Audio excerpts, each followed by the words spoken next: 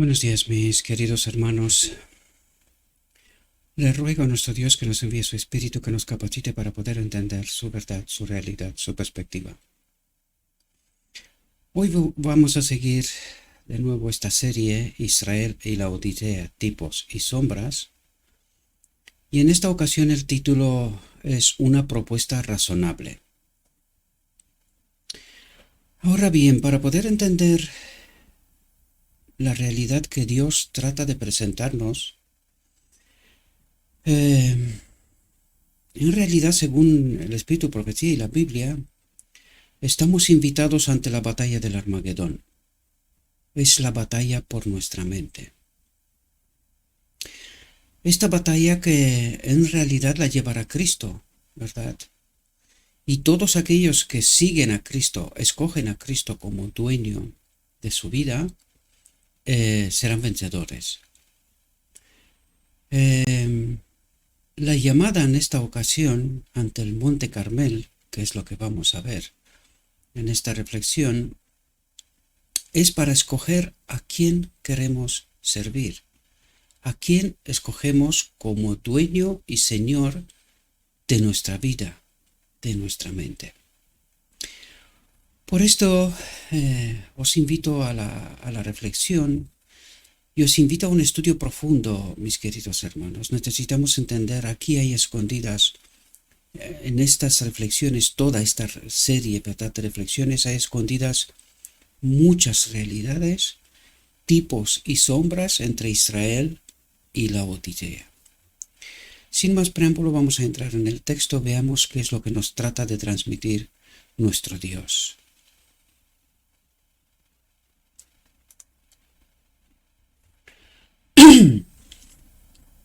Para poder entender dónde nos invita Dios, necesitamos entender qué significado tiene el Monte Carmel, por qué en el Monte Carmel, ¿verdad?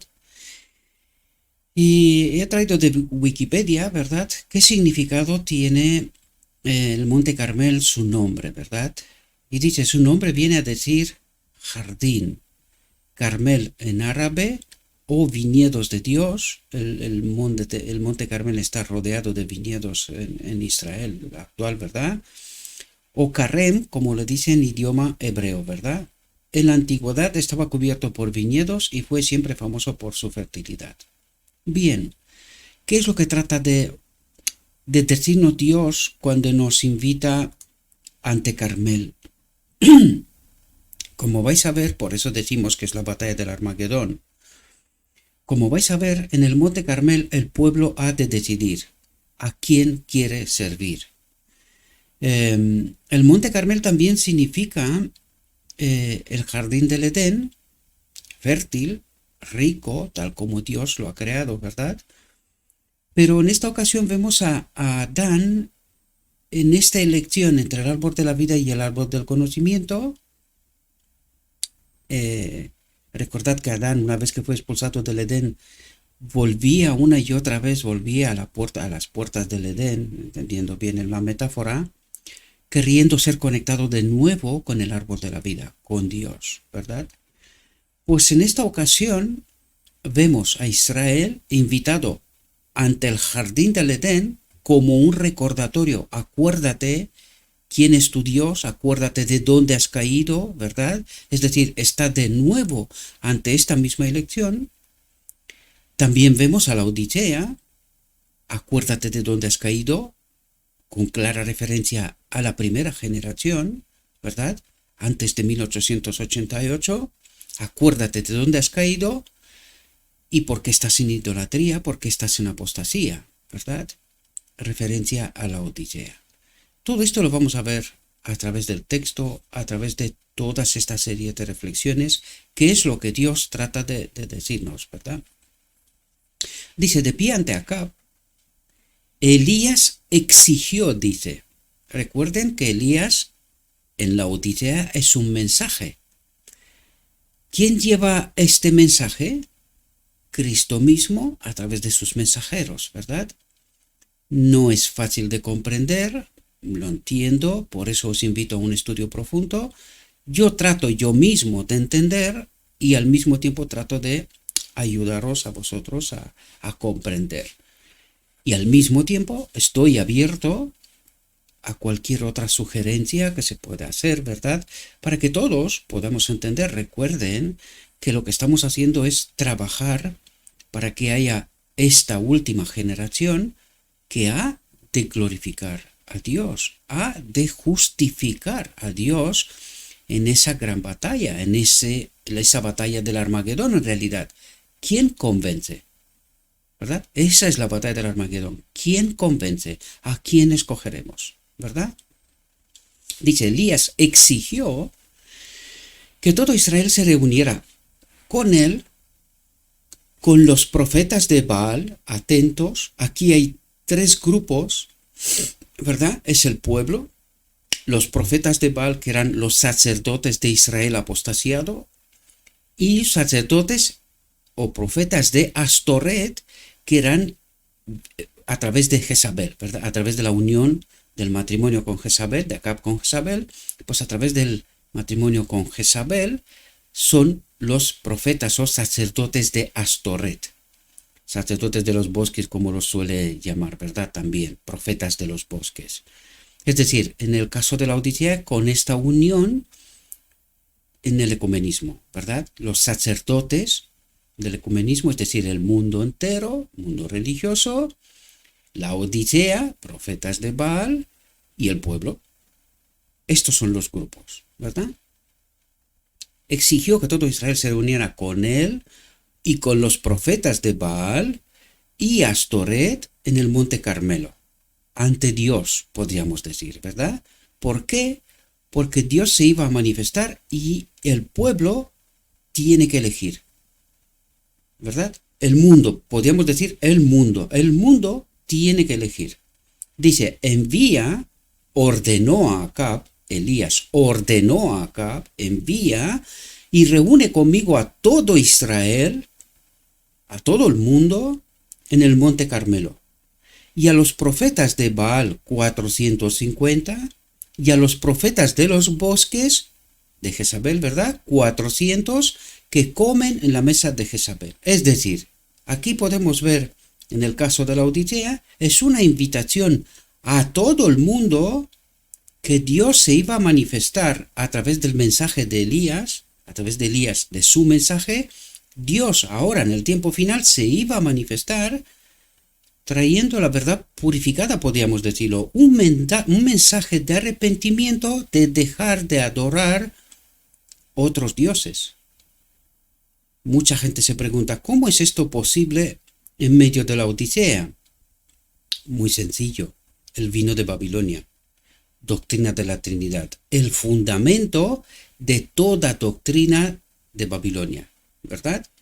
Esto significa mucho más que simplemente adorar a dioses, lo mismo como significa el sábado, que es la última elección en donde el mundo ha de elegir a quién quiere servir.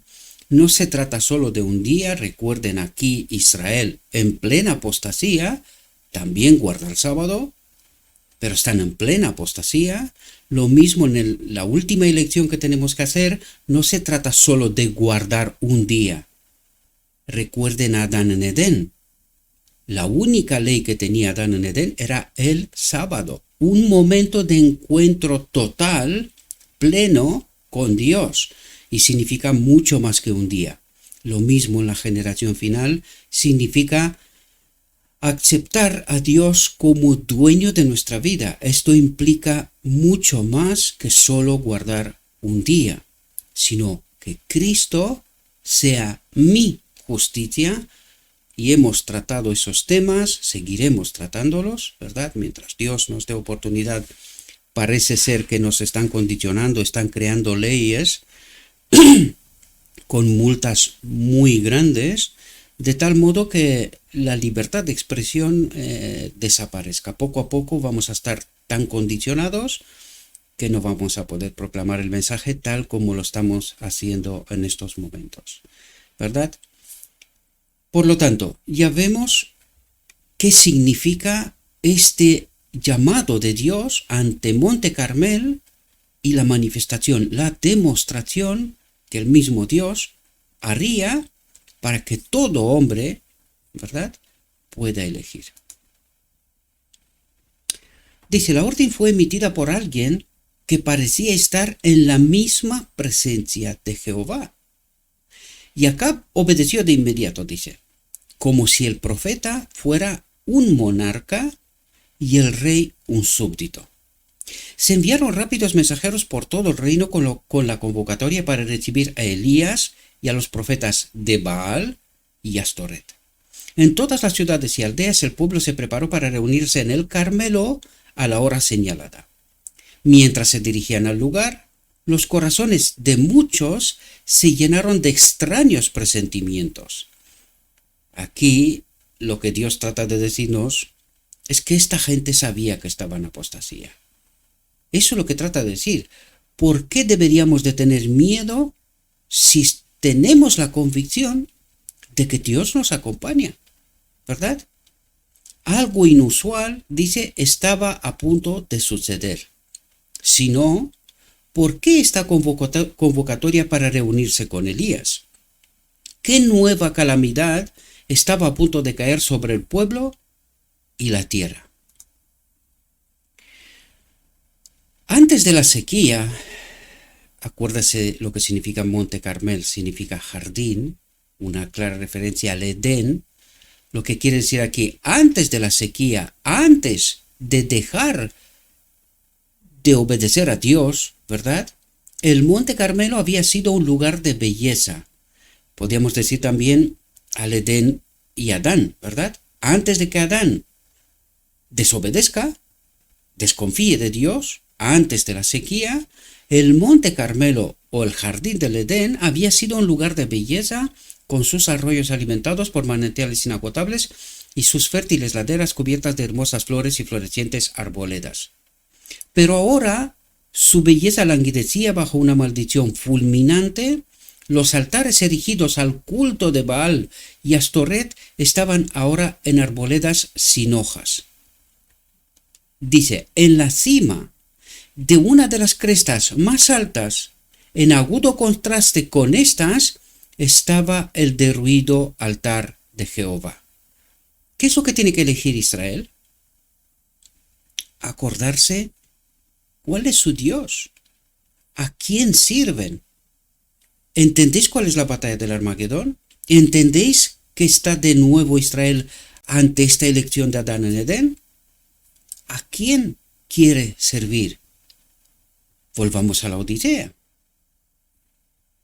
Dice, estaba el derruido altar de Jehová. ¿En la Odisea? ¿El pueblo en la Odisea sirve a un otro Dios? ¿Es esto posible? Pues vamos a ver que Dios nos habla y que nos dice que la Odisea no se lo cree. La Odisea cree servir al Dios correcto, porque lo dice Acab, ¿verdad? Y esto es lo que nos trata de decir. En la Odisea. Necesitamos entender, aquí habla Dios, aquí no habla hombre. Esa batalla del Armagedón está llevada por Cristo mismo. En caso de la Odisea, el cuarto ángel, que es Cristo mismo, ¿verdad? Dice, el Carmelo dominaba una gran extensión de terreno y podía verse desde gran parte del reino de Israel. Al pie del monte había miradores desde los que se podía ver gran parte de lo que ocurría arriba.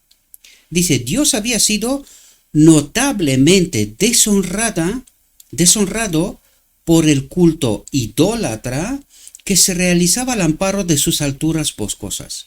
Y Elías eligió esta elevación como el lugar más conspicuo para mostrar el poder de Dios y vindicar el honor de su nombre. ¿De qué estamos hablando aquí? Elías eligió esta elevación como el lugar más conspicuo para mostrar el poder de Dios y vindicar el honor de su nombre. ¿Qué significa esto para la Odisea? ¿Les suena de algo? ¿Nos suena de última generación?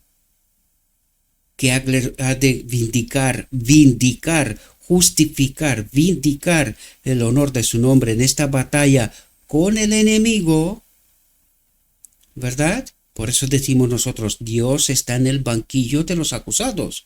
¿Por quién? Por su enemigo. Y esta es la batalla del Armagedón. ¿Quién convencerá? ¿Convencerá Dios a Israel que Él es el verdadero Dios y que lo que Israel está adorando es un falso Dios?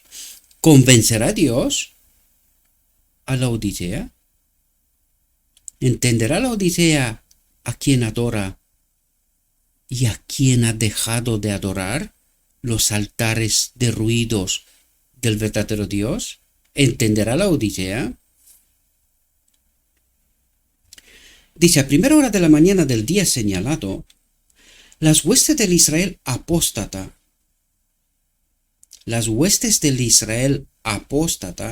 se reúnen en la cima del monte con gran expectación. Los profetas de Jezabel suben información opositora. El rey se presenta con gran pompa y toma su posición a la cabeza de los sacerdotes y los idólatras gritan su bienvenida. Esta es la iglesia oficial, ¿verdad? La iglesia oficial de la Odisea. Dice, pero hay temor en los corazones de los sacerdotes. Hay temor en los corazones de los sacerdotes al recordar que según la palabra del profeta, Israel lleva 3 años sin rocío ni lluvia. Ahora la gran pregunta es, ¿y estos sacerdotes saben o no saben que están en apostasía? Lo saben, porque por eso hay temor en los corazones de los sacerdotes, ¿verdad? Dice, están seguros de que se avecina una crisis temible. Los dioses en los que han confiado, no han podido demostrar que Elías es un falso profeta. Más les gustaría, pero no pueden. ¿Por qué? Porque Elías, en el caso de la Odisea, es un mensaje, es un así dice Jehová, un escrito está, y no puede demostrar que es un falso profeta, ¿verdad? Dice, a sus gritos frenéticos, sus oraciones, sus lágrimas, su humillación, sus repugnantes ceremonias. Yo no lo sé, mis queridos hermanos, si vosotros veis de cómo ve nuestro Dios. Nos coloca un espejo delante y nos está diciendo cómo ve Dios lo que nosotros llamamos iglesia, lo que nosotros llamamos adoración. A sus gritos frenéticos, sus oraciones, sus lágrimas, su humillación, sus repugnantes ceremonias, sus costosos e incesantes sacrificios, programas, políticas, para que venga la lluvia tardía, ¿verdad? Dice, los objetos de su culto han sido extrañamente indiferentes. ¿Para quién? Para Dios. Nosotros podemos hacer lo que nos dé la gana y podemos llamar nuestra adoración como nos dé la gana. La pregunta es, ¿Dios lo ve de la misma manera? Pues fijaos cómo ve Dios nuestra iglesia, nuestra adoración, nuestras oraciones, lágrimas, humillación, repugnantes ceremonias, dice, sus costosos e incesantes sacrificios, obras, repartir libros, hacer aquello. Pero ¿os dais cuenta de una clave aquí?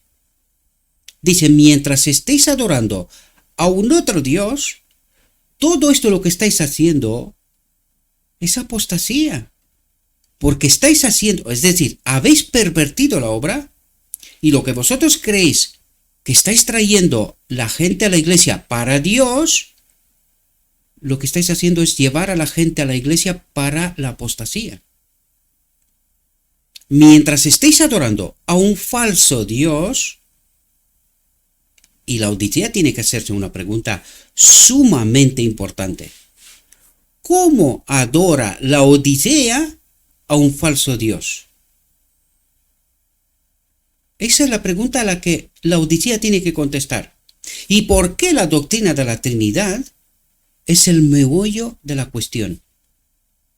La Odisea tiene que contestar a eso, porque allí está la clave.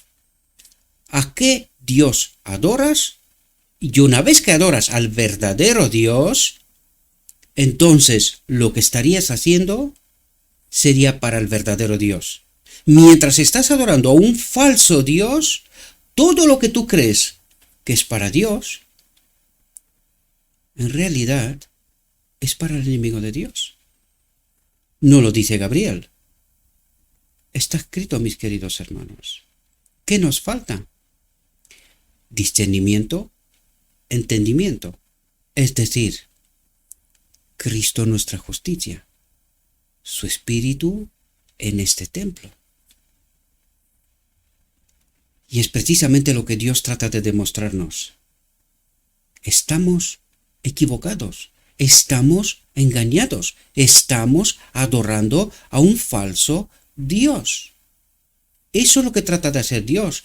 Por eso la batalla del Armagedón, la batalla final. ¿A quién escogeremos? Solo por Dios. Dice, frente al rey Acab y los falsos profetas, los falsos mensajeros de Dios, ¿verdad? Los falsos sacerdotes, y rodeado por las huestes reunidas de Israel, Elías está de pie. El mensaje de Cristo, el mensaje de Dios está de pie en la Odisea. Eso es lo que trata de explicarnos, ¿verdad? Dice, el único que ha aparecido para vindicar el honor de Jehová.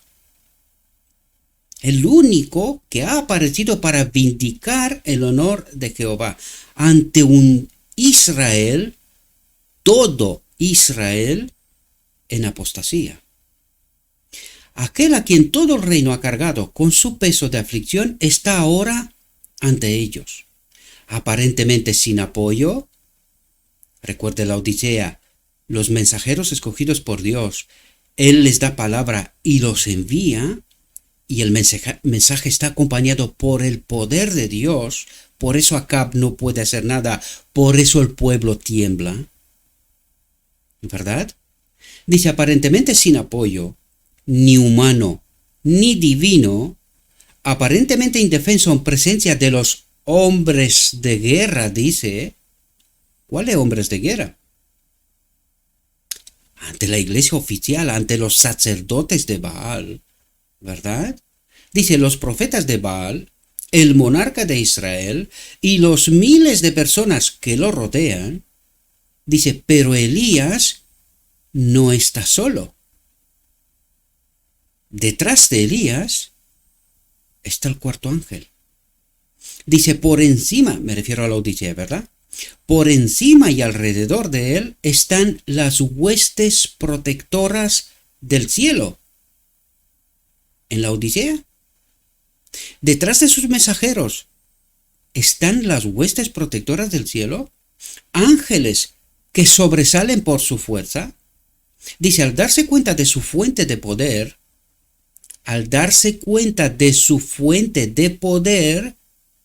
los mensajeros de Dios, en la Odisea, ¿verdad? Elías pudo decir, el Señor está conmigo como poderoso y terrible. Por eso mis perseguidores tropezarán y no prevalecerán, se avergonzarán en gran medida porque no prosperarán. ¿Cómo tiene Elías hoy esta seguridad?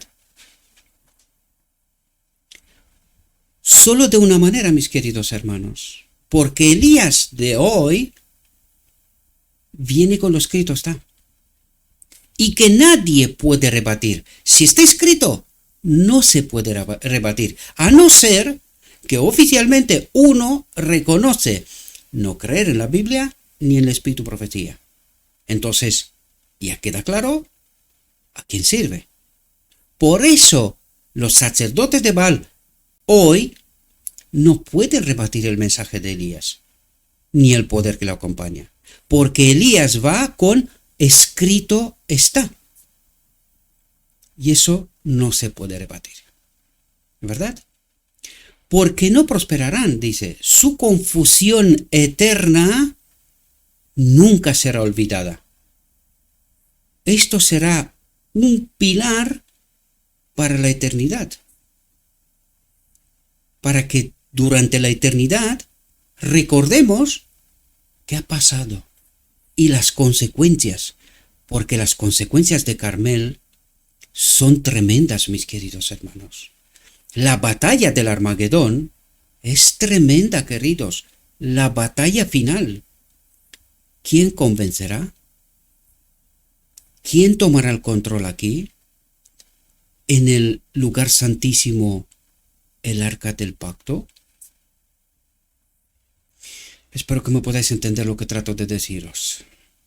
Dice, en esa inmensa multitud, el profeta se muestra impertérrito, es decir, inamovible, sin temor, sin miedo, sabe que le acompaña al mismo Dios. Dice, sin vergüenza y sin miedo, está de pie ante el pueblo con el rostro iluminado por una solemnidad espantosa, dice. El pueblo espera ansiosamente que hable. Ahora, es muy interesante. Mientras el pueblo sabe que está en apostasía, porque lo sabe,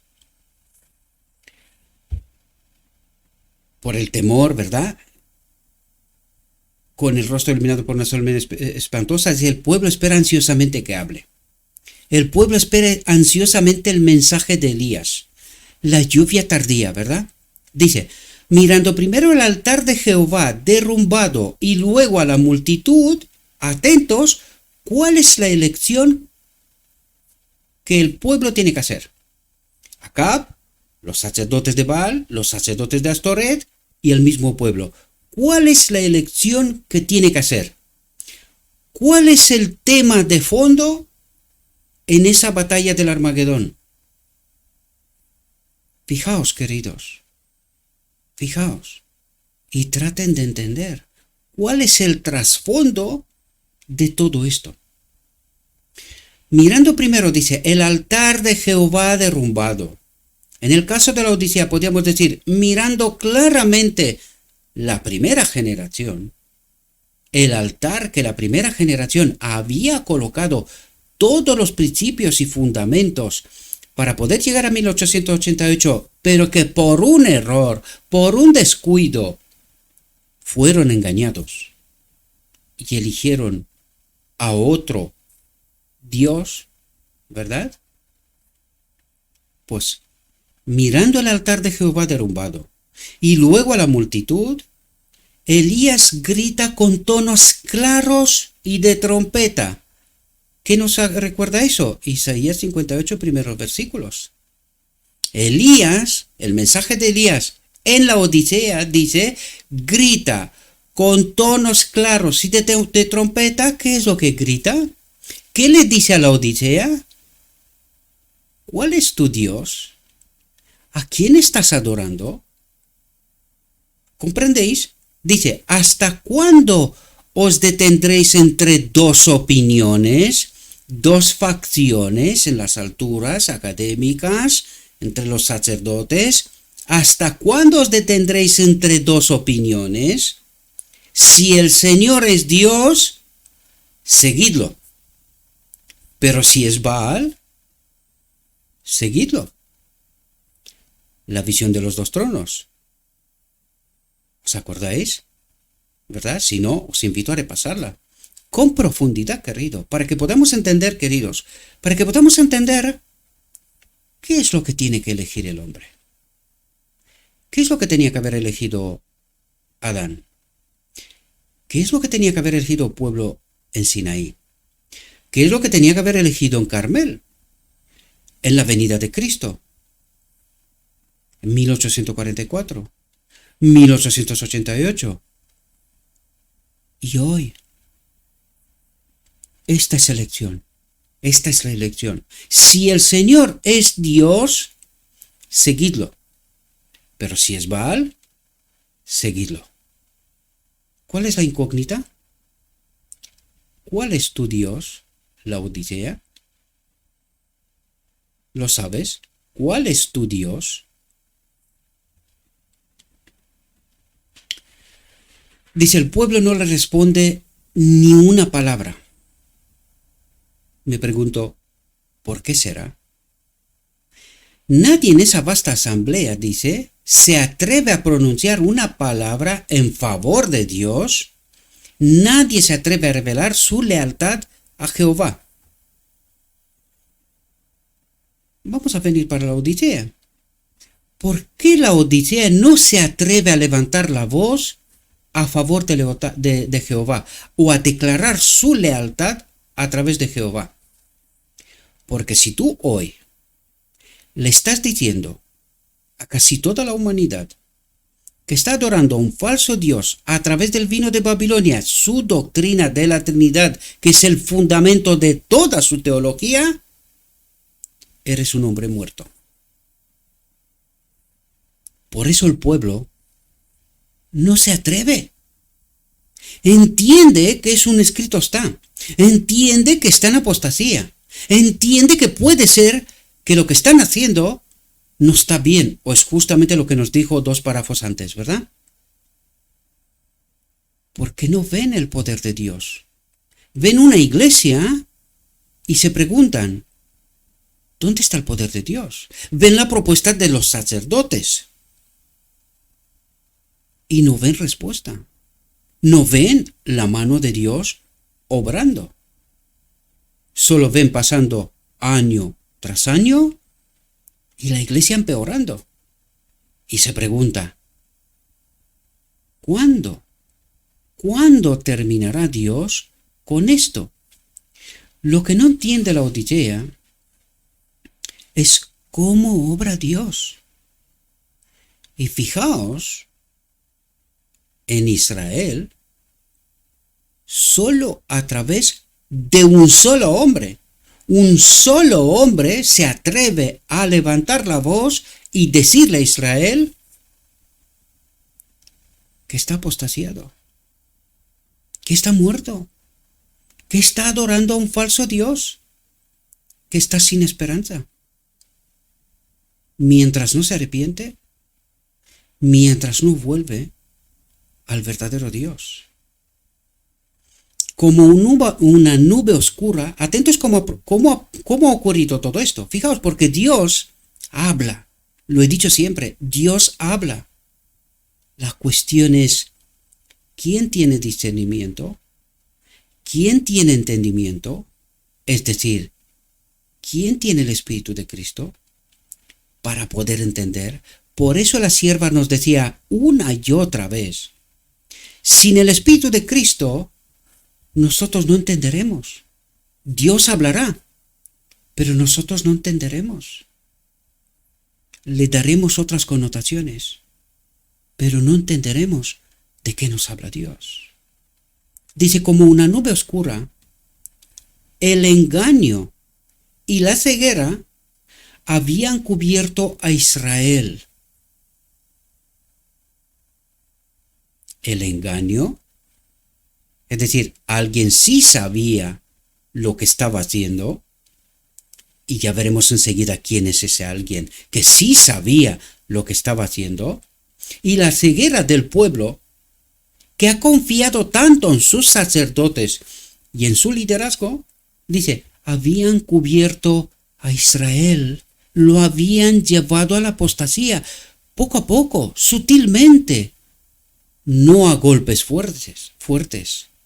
Dice, esta fatal apostasía no se había cerrado de una vez sobre ellos, dice, sino gradualmente, ya que de vez en cuando se habían negado a prestar atención a las palabras de advertencia y reprensión que el Señor les enviaba. Y aquí quisiera recordaros, 1950, los hermanos Wieland y Short, en pleno congreso, advierte a los hermanos que están adorando a un otro Dios. ¿Qué hicieron los sacerdotes? Escondieron el manifiesto. Durante 30 años estuvo en un cajón en la Asociación General. Antes de adoptar la doctrina de la Trinidad, Dios saca del cajón a través de una secretaria de la Conferencia General y trata de despertar el pueblo. ¿Qué ocurre? Ni caso. Lean 1888 reexaminado para que puedan entender cómo rechazaron a Cristo, cómo empezaron a adorar a un otro Dios, poco a poco, gradualmente, no de golpe, ¿verdad? Ya que de vez en cuando se habían negado a prestar atención a las palabras de advertencia y reprensión que el Señor les enviaba. Y quiero terminar después de 1950, 1980, podríamos decir los años 60, 70, Brismith en Australia también, podíamos recordarlo, ¿verdad? Y hoy, ¿de dónde llega este mensaje?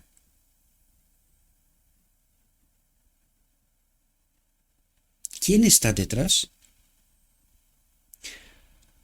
Cada desviación de la acción correcta, cada negativa a arrepentirse, había profundizado su culpa y los había alejado del cielo. ¿Por qué ve Dios toda adoración de Israel y de la Odisea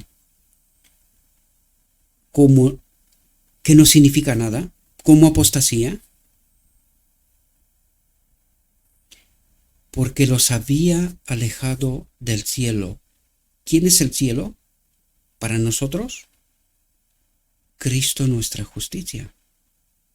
Dice, y ahora, en esta crisis, se negaron a tomar su posición por Dios. ¿Qué se negaron? A tomar su posición por Dios. ¿Por qué? Por miedo de Acab, por miedo de Jezabel, por miedo de los sacerdotes, aun sabiendo, o al menos teniendo, la duda razonable. ¿Y si estamos en apostasía? ¿Y si estamos adorando a un otro Dios? Pero al negarse, en esta crisis final, en esa batalla del Armagedón, la última batalla, se negaron a tomar su posición por Dios. ¿Qué pasó en 1888? ¿Qué pasó en 1950? ¿Qué pasó en 1980? ¿Qué posición tomaron? Adoptar, adorar oficialmente a un otro Dios. ¿Y dónde está la pelota ahora mismo? Ya que la iglesia, Acab, ha tomado su decisión. ¿Dónde está la pelota? En el terreno individual, queridos. Uno por uno, este hombre especial preparado en el día de la expiación para llevar el mensaje de Elías en el medio del pueblo del campamento de Israel, tratando de sacar afuera la apostasía del pueblo, es decir, a Satanás que está en medio del campamento de Israel. Y uno por uno, los hombres, los israelitas, los laodicenses, tienen que tomar su posición. ¿A quién adorarán? ¿A Dios o a Baal? Dice, Dios aborrece la indiferencia y la deslealtad en un momento de crisis en su obra. El universo entero está observando con inexpresable interés las escenas finales, la batalla del Armagedón, la última batalla de la gran controversia entre el bien y el mal. El pueblo de Dios se acerca a las fronteras del mundo eterno. ¿Qué es más importante para él que ser leal al Dios del cielo? ¿Qué es más importante? ¿Tu orgullo, tu vanidad, tu posición, tu nombre? ¿Qué es más importante para ti, Laodicea, que entrar en Canaán, que adorar, servir, aceptar a Cristo como único dueño y Señor, el único intermediario o mediador que nos puede conectar con el único Dios verdadero? En todas las épocas, Dios ha tenido héroes morales, dice héroes morales, y los tiene ahora. Aquellos que como José y Elías y Daniel no se avergüenzan de reconocerse como su pueblo peculiar y alzan la voz como trompeta ante la apostasía de Israel. Dice, tales hombres, atentos quién es el remanente, porque eso nos está contando aquí. Tales hombres subordinan su voluntad y sus planes a la ley de Dios. ¿Cuál es la ley de Dios? Su espíritu en nosotros. Lo que trata de decir que se someten a la voluntad de Cristo y deja sus planes para este mundo. Lo deja todo. Cuida esta relación con la ley de Dios, con Cristo nuestra justicia. Él es la ley para nosotros. ¿Comprendéis lo que trata de decir? El lenguaje del cielo. Otra vez lo repito. Dice, por amor a Él, por amor y no por otra cosa. Porque los que tienen la ley de Dios, el Espíritu de Cristo, tienen el amor. Y dice, por amor a Él, no consideran sus vidas como algo valioso. Lo que quiere decir es que confían plenamente en Cristo. Y si no entendéis esto bien, acordaos de la visión de esa cuerda que salta del cielo y que nosotros nos tenemos que agarrar de ella y saltar sobre el precipicio para poder alcanzar el otro lado, es decir, entrar en el reino de Dios. Pues de eso nos está hablando aquí. No consideran sus vidas como algo valioso. Se agarran de Cristo y saltan. Pase lo que pase, y saltan por fe. Su trabajo consiste, atentos, ¿cuál es el trabajo del remanente? Su trabajo consiste en captar la luz de la palabra y hacerla brillar en el mundo con rayos claros y firmes. La fidelidad a Dios es su lema. Y este es el remanente final, el que vence en la batalla del Armagedón con su gran capitán, Cristo, nuestra justicia. Cristo, nuestro Señor.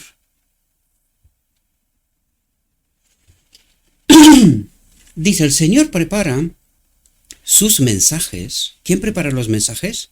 El Señor prepara sus mensajes para que se ajusten a los tiempos y ocasiones en que se dan. A veces sus mensajeros son llamados a dar la alarma día y noche, como hizo Juan el Bautista, que proclamó a las multitudes reunidas: preparad el camino del Señor. ¿Qué es lo que tiene que hacer el remanente? Preparad el camino de la segunda venida, glorificando a Dios. Luego, de nuevo, inspira a hombres de acción, hombres que no se desviarán de la línea recta del deber, sino que con energía divina,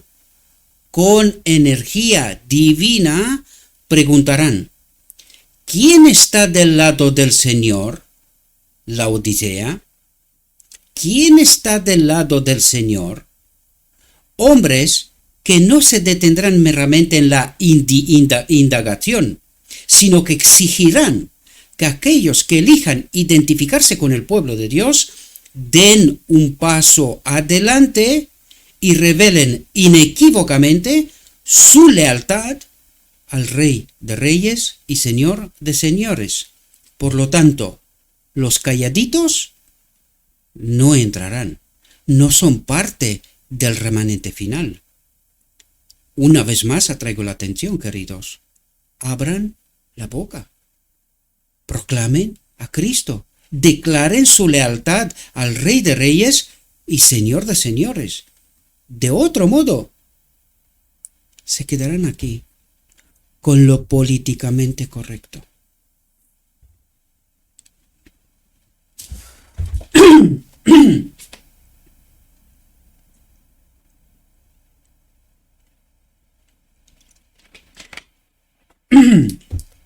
Fijaos. Mientras Israel en el Carmelo duda y vacila, la voz de Elías vuelve a romper el silencio y dice: yo, solo yo, sigo siendo un profeta del Señor, pero los profetas de Baal son 450 hombres. Dice: que nos den pues 2 bueyes y que escojan un buey para ellos y lo corten en pedazos y lo pongan sobre la leña y no pongan fuego debajo, y yo aderezaré el otro buey y lo pondré sobre la leña y no pondré fuego debajo. E invocad el nombre de vuestros dioses, dice, y yo invocaré el nombre del Señor. Y el Dios que responda por medio del fuego, sea Dios. Ahora bien, ¿qué significa esto en la Odisea? Esto está estrictamente relacionado con Apocalipsis 18:4. Salid de ella, pueblo mío.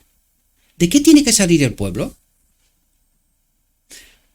¿Cuál fuego ha de animar al pueblo?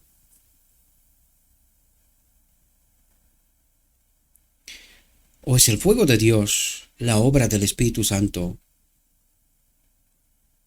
¿O los que no tendrán al Espíritu quedarán en apostasía? Eso queda por revelarnos a través de las reflexiones que van a seguir, ¿verdad? Pero, ¿qué significa salir de ella, pueblo mío? ¿A dónde los invita Israel? ¿Dónde invita Dios a Israel? A abandonar la idolatría. ¿Por qué no les está diciendo váyase a otro país? No, váyase a otra parte. Porque no hay otra iglesia. La última es la Odisea.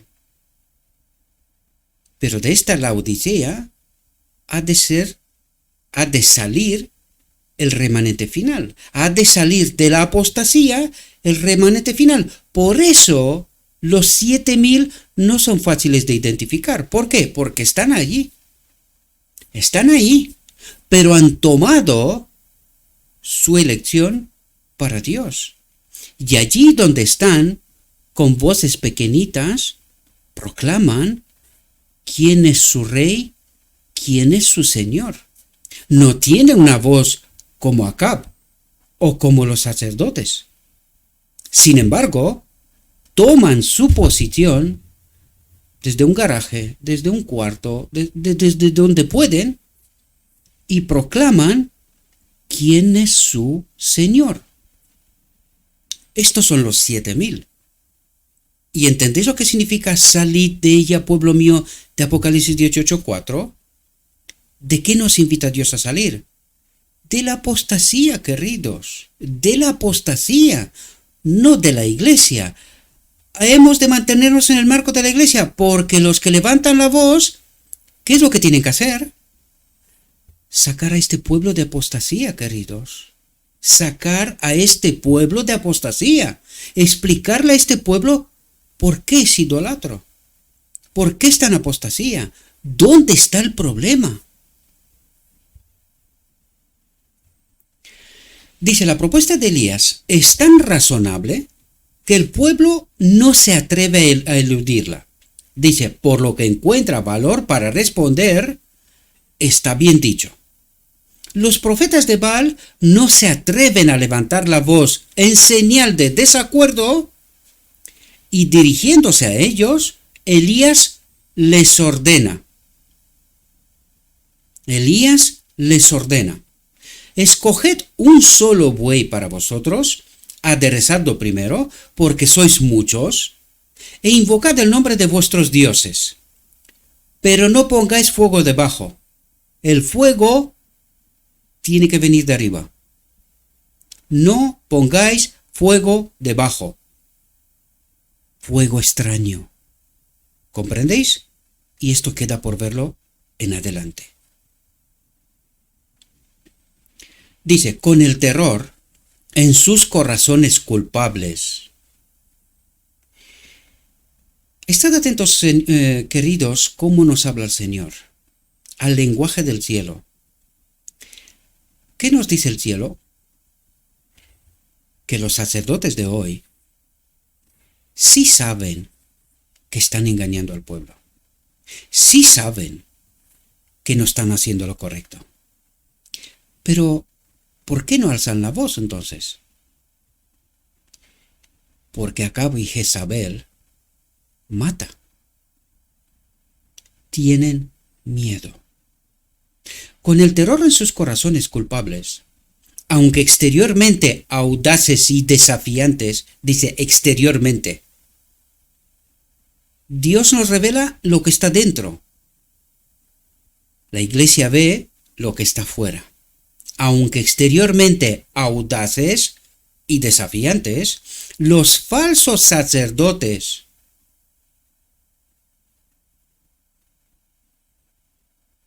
¿comprendes la Odisea? Habla Dios. Habla Dios. Los falsos sacerdotes preparan su altar colocando la madera y la víctima y entonces comienzan sus conjuros.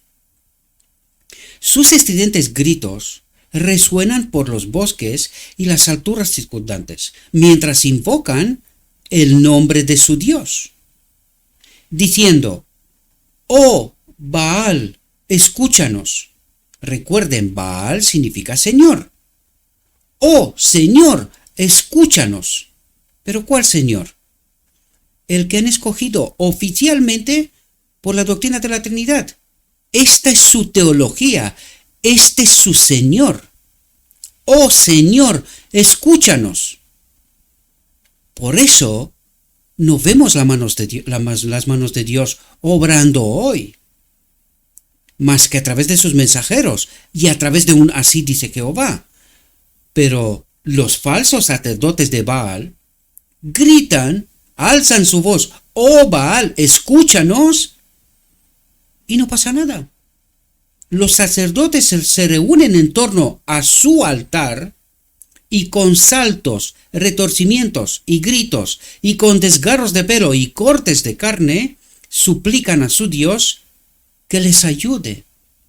Suplican a su Dios que les ayude. Fijaos el contraste entre cómo actúan ellos y vamos a ver cómo actúa Elías, ¿verdad?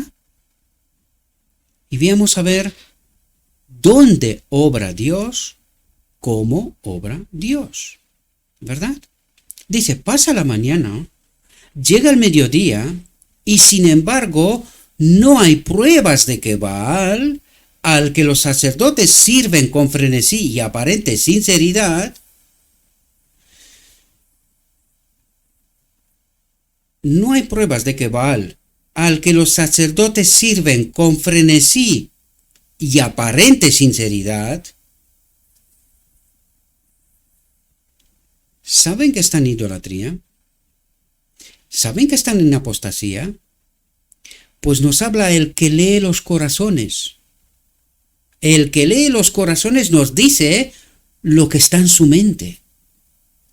Escuche los gritos de sus engañados seguidores, dice. Escuche los gritos de sus engañados seguidores, la Odisea. No hay voz ni respuesta a sus frenéticas oraciones. El sacrificio permanece sin consumirse. Las oraciones, las ceremonias, las obras, lo que hace la Odisea, permanece sin la presencia de la lluvia tardía, sin la presencia de Dios. La obra sigue y sigue. Y la Odisea no se pregunta, ¿pero por qué? ¿qué estamos haciendo mal? Porque Dios no obra.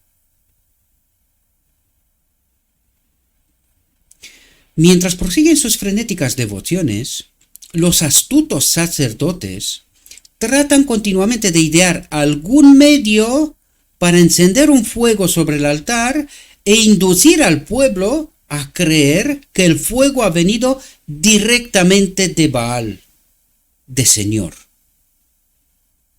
Dice, pero Elías vigila cada movimiento.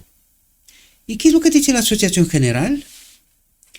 Estos ministerios que no paran de hablar en contra del pueblo y que cualquier cosa que hacen los ministros o los que están en el cargo responsables están muy vigilados. ¿Pero quién es Elías en la Odisea? Un mensaje. ¿Y quién lo trae? Los mensajeros. ¿Qué son los mensajeros? Los vigilantes de cada movimiento de la Odisea, de sus sacerdotes, para poder contrarrestar el mensaje oficial. Y los sacerdotes, esperando contra toda esperanza alguna oportunidad de engañar, continúan llevando a cabo las ceremonias sin sentido. ¿Quién habla? No, este Gabriel no tiene otra cosa que hacer, maldito hombre, hablando contra de los ministros y de la iglesia. Pobre Gabriel. Continúan llevando a cabo las ceremonias sin sentido. Salid de ella, pueblo mío. Apocalipsis 18:4. ¿Ahora entendéis? Espero que sí, mis queridos hermanos, espero que sí. A mediodía, Elías se burló de ellos y dijo, ¿qué hizo Elías? Se burló de ellos y dijo, gritad, porque es un Dios. O está hablando, o está persiguiendo, o está de viaje, o tal vez duerme y hay que despertarlo. Y gritaron en voz alta y se cortaron a su manera con cuchillos y lancetas hasta que la sangre brotó sobre ellos. Que la sangre de este hombre caiga sobre nosotros, decía Israel. ¿Entendéis? Y sucedió que cuando pasó el mediodía y profetizaron hasta la hora de la ofrenda del sacrificio vespertino, no hubo voz, ni nadie que respondiera, ni nadie que mirara. Ahora, ¿de verdad la Odisea no se da cuenta de que Dios no acompaña a esta iglesia, tal como lo dijo la sierva hace tantas veces y tanto tiempo? ¿De verdad no entienden que pasa tiempo y se propone más planos y más politiqueo y más cosillas?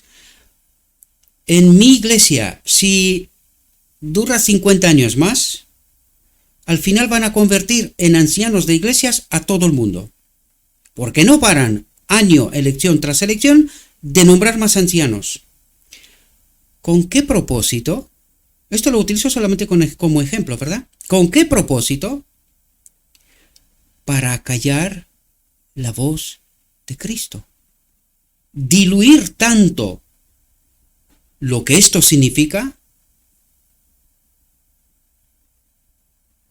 Eso es lo que está haciendo la Odisea, mis queridos hermanos. Y no se da cuenta. No hubo voz, ni nadie que respondiera, ni nadie que mirara. Pero la Odisea sigue durmiendo. La Odisea sigue durmiendo. Sigue sin prepararse. Espero, mis queridos hermanos, que estas reflexiones os puedan ayudar. Yo puedo entender, sin lugar a dudas, yo soy tan consternado como vosotros. Yo como anciano de iglesia, llevo mucho tiempo viendo que la iglesia va mal. No es que va mal, es que cada vez va peor. Pero tengo que reconocer honestamente que yo no creía que va tan mal, que esté en plena apostasía. Yo no creía eso. Y me tengo que declarar ignorante ante así dice Jehová, ante lo escrito está. Ignorante. Yo, casi a paso con vosotros, me doy cuenta de lo que Dios, a través de su voz autorizada, antes de paso al descanso, advirtió a este pueblo: esta es vuestra condición. Necesitáis ir a Carmel y escoger a quién servimos. Ante esta elección está la Odisea, queridos hermanos. Hemos de despertar. Permitámosle a Cristo que despierte nuestra mente, que ocupe su lugar en el templo de nuestro corazón. Y yo una vez más os ruego, os imploro, abran la boca, proclamen al pueblo de Dios su apostasía, queridos. Salven a todo el que pueda. Sirvan a Cristo. Este es mi deseo y este es mi ruego para cada uno y cada una de vosotros, mis hermanos y hermanas. Le ruego a nuestro Dios que nos envíe su Espíritu, que nos dé discernimiento, capacidad de entender y al mismo tiempo poder que nos acompañe para poder despertar un pueblo dormido en idolatría y en apostasía, para que se pueda salvar cuantos más mejor, no por otra cosa, sino porque nuestro Dios ha de ser vindicado, ha de ser glorificado. Su poder en este templo revelará cuál es la verdadera ley de Dios y cómo se manifiesta, y dejará al enemigo de Dios en vergüenza.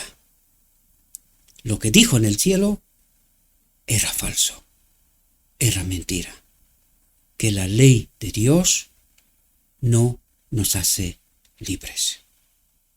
Os deseo, mis queridos hermanos, que tengáis un próspero día y en todo lo que os he dicho, os lo he dicho en nombre de Cristo Jesús.